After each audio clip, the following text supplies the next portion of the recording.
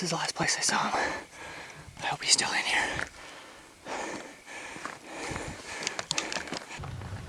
Okay, so we're here with Kory Bundy at First Light Guides, and he's going to tell us about this 205 buck. Look at those hook cheaters, those giant 5.5-inch eye guards.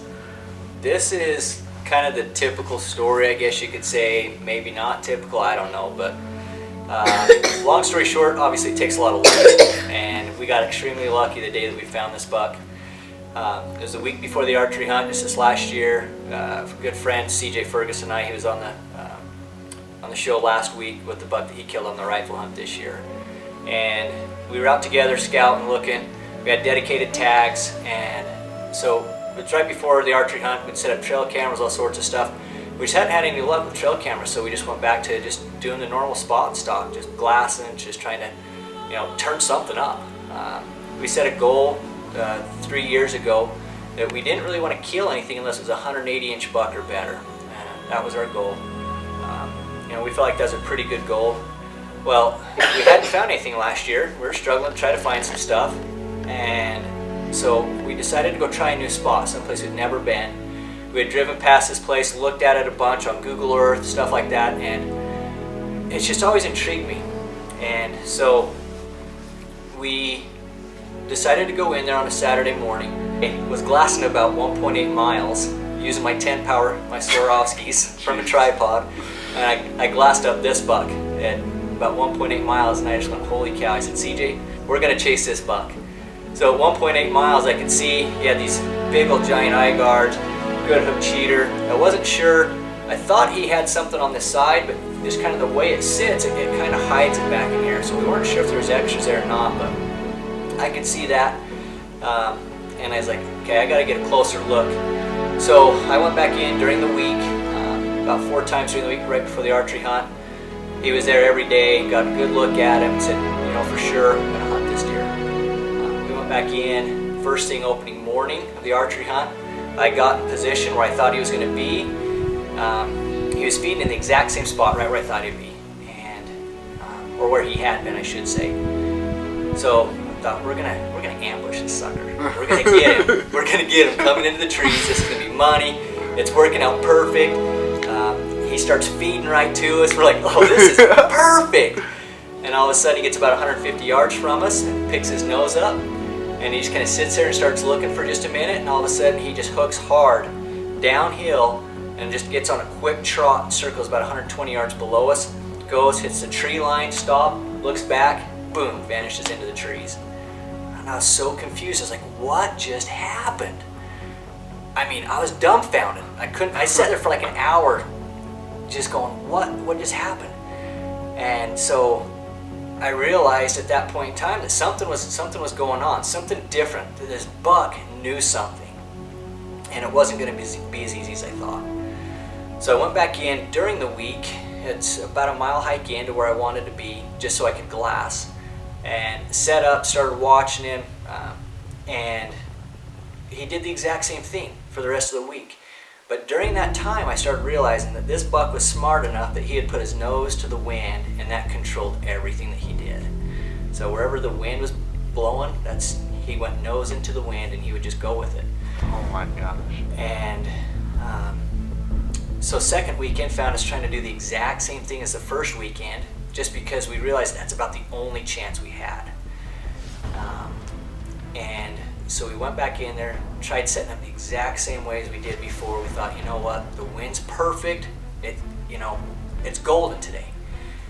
Well, he comes about 300 yards from the tree line, stops, picks his head up, just kind of starts looking around a little bit, and then all of a sudden he just kind of turns around. Because the wind was blowing the opposite direction, he put his nose in the wind and went the opposite way. And he went and bedded down right out in the wide open. We couldn't get within 400 yards of him because it was so wide open. There's like 30 other deer, 3 or 4 other small bucks that bedded down around him up on the hillsides, and they all bedded out in the open that day. They all followed him, and wherever he went, they went. And so he just kind of controlled everything. The next time we went in to try to get him was the last time we tried on the archery hunt. We did the same thing, last chance we had, we tried to split up a little bit, see if we could say, okay, you go sit here. If he goes that way, you'll get him. But if he turns and goes the other way, I'll try to get him. And didn't work out in our favor. He went right to my other buddy, and he got within about 120 yards. And he's like, put his nose into the wind. He could smell something wasn't right. He did the same thing he did before. He hooked it hard downhill and just went on a quick trot. Went all the way down below him. Buddy didn't have a chance to move, get a shot, hit the tree line, stop, look back, boom, vanishes into the trees. And in the trees, it was way too thick to try to get him out of there. So my buddy CJ, he had drawn an archery elk tag in Arizona. And so I told him, I said, hey, you know what, we're gonna back out because we're not gonna kill this deer on the archery hunt. There's no way, he's too smart. And he just looked at me like I was stupid. He's like, you're really gonna back out on a 200-inch deer and not even hunt it? On general season on a tag. general season tag. And jeez. I said, well, the only chance we got is hopefully he'll stay there for the muzzleloader. Hey guys, evening, the second day of the Utah muzzleloader hunt. My first time out. Just hiking into my spot where I've been chasing a buck all archery hunt. He's a good buck, you know, somewhere maybe 190 range, hopefully. Got a hook cheater on the one side, little split cheaters off the other. I don't know if they'll count or not, but good eye guards, good mid frame. Definitely a buck worth chasing. I haven't been back in here in 3 weeks. It's the last time I seen him, so I don't know if he's still here or not. Typically speaking, here in southern Utah, it seems like as soon as the leaves start to change colors, that signals to these deer it's time to move. And the leaves started changing about 2 weeks earlier than normal. So I'm hoping he's still here, hoping I can get a shot off. It'd be one of my best bucks to date, so I'm going in solo tonight. Okay, little update.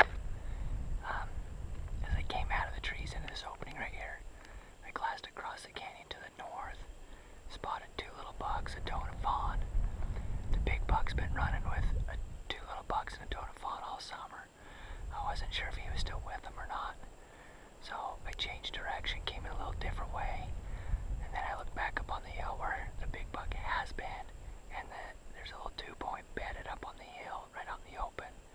That buck did see me, so I came around the back side of this tree, and I've been sitting here for about 20 minutes, hoping that maybe he would think that I walked off in case he did see me. So we're gonna sneak back around the tree right now, and glass right behind us, where I think this big buck should be, but the deer are up and moving a little bit, so keep your fingers crossed. Alright guys, he just stepped out of the trees. And as soon as I put the spine scope up, I just crapped myself. I was like, holy crap, it's him. Holy crap, man, I'm shaking like a leaf right now.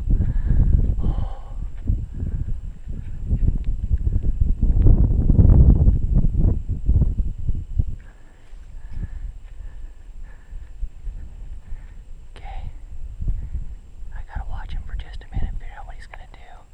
Sun's going down, I gotta move pretty quick. So, as soon as he's not looking, I'm gonna make a move. Here we go. I just take off running. And I got about a 300-yard opening, wide open, not a tree, that's wide open that I got to get across. And so every time he'd put his head down, I would just run. I would sprint as fast as I could, just head up, watching him the whole way. And as soon as I'd see his head even twitch, I'd hurry up and just freeze. And then he'd turn and he'd look around. As soon as he'd put a head down again, I'd just take off and run. No way. And finally, That's so smart. Yeah, so finally I hit the trees, and once I hit the tree line, I would just hop from tree to tree. I'd have to sneak a little bit behind a tree, peek my head around, make sure his head was down, and then just run for the next tree. So I'm literally sprinting. I'm not even trying to be quiet, because I got to close the distance. I got like 10 minutes to get the shot off. So about how far are you at this point after you closed? When I started, I was probably about 700 yards. Okay. and I had to cover like 300 yards wide open, and Yeah. probably another 200 yards in the trees till I started to climb the hill a little bit where he was at. So as I'm jumping from tree to tree, finally hit the bottom of the hill, and right as I hit the bottom of the hill, I look up, and somehow, I don't know how, the 2-point was right above him. And I don't even know where the 2-point came from. And so I didn't know he was there. He could have seen me that whole time. I had no idea that he was even there. Oh my So once I saw gosh. him, that's all I focused on. And Yeah. how I didn't blow that, I don't know. And so I get there, about 200 yards, and I start climbing the hill a little bit. Up just 10 more yards, that's 150 yards. Looking through the trees, and this thing was so smart. So smart. I give this deer so much credit, and I have so much respect for it, because all of a sudden, that wind shifted just the slightest little bit off the back of my neck. I felt it, and I just went, I'm in trouble. 150 yards, and he picks his head up, he looks straight downhill at me, pegs me. No And I was way. like, you gotta be kidding me.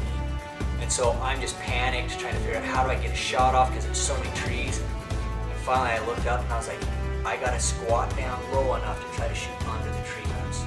These 2 trees right in front of me. Holy So I take cow. it 2 steps forward, and I put my shooting sticks down, and I literally just leaned down as low as I could, completely sideways almost, because I didn't dare move anymore.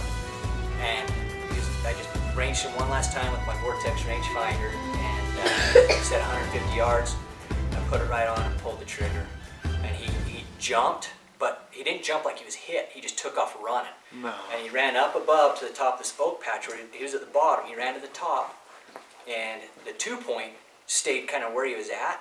And he gets up to the top of the oak, and he's just looking around like, what the heck's going on? I'm panicking. Freak, I missed. I'm trying to jam another one in. I mean, I can't even get one in. I'm shaking so bad. I mean, it seemed like an eternity trying to get a I'm freaking bullet sure. in this. And he's just sitting there. I finally get the bullet down in. I just throw my ramrod on the ground, trying to put a primer in. Yeah. Finally get the primer in. I'm literally pulling the hammer back. As I'm pulling the hammer back, getting ready to sit down again, I look up. The 2-point takes off running. And right as the 2-point takes off running, he turns his head to jump and run.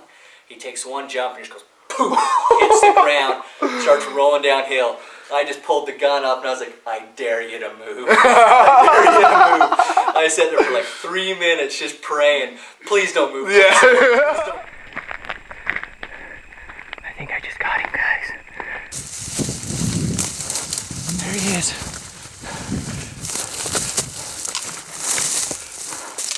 Oh. Holy crap, sorry guys. Gotta put my gun down. Heading back a little bit. Oh my goodness. Sorry. It's still on the tripod. Oh yeah. Okay. Oh. Yeah.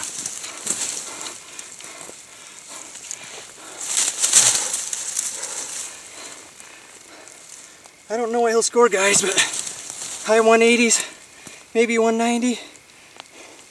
I don't care. Oh, that's a stud.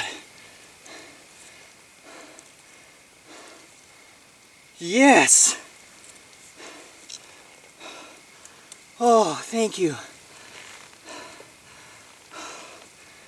Oh, I've worked my tail off for a buck like this for a long time. I know this isn't going to be very good video quality, but oh my gosh, I got my work cut out for me.